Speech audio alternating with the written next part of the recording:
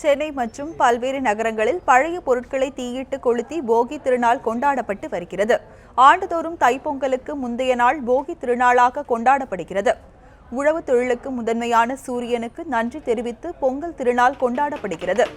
மழை பெய்தால்தான் பயிர்கள் செழிக்கும், உயிர்கள் வாழும். எனவே பண்டைய நாட்களில் மழை கடவுளான வருணனின் அதிபதியான இந்திரனை சிறப்பிக்கும் வகையில் இந்திர விழா கொண்டாடப்பட்டது.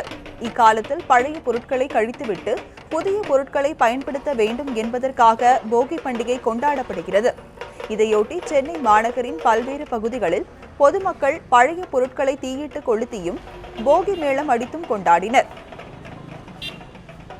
பொங்கல் பொறுக்கிறதுனால இந்த போகின்றதுனால நாங்கள் இந்த பழைய தொடப்போம், பழைய பாய் இதுதான் போட்டு எரிப்போம். துணிமணியை கூட போட்டு பழசெல்லாம் எதுவும் எரிக்க மாட்டோம். அதாவது டயர் எதுவும் கொளுத்த மாட்டோம். புது வருஷம் பிறக்கிறதுனால எல்லாரும் சந்தோஷமாக இருக்கிறதுக்காக நாங்கள் இதை கொண்டாடுவோம் சார். எல்லாமே போட்டு எரிக்கலாம். ஆனால் டயர்லாம் போட்டு எரிச்சா பொல்யூஷன் ஏற்படும். இது நல்ல விதமாக நம்ம கொண்டாடணும். நல்ல விதமாக நம்ம கொண்டாடணும். பாய் தலைக்கண்ணெலாம் போட்டு எரிக்கணும். ஆனால் இந்த வருஷம் நம்மளுக்கு நல்ல வருஷமாக அமையணும். நாங்கள் இது கொளுத்துறோம்.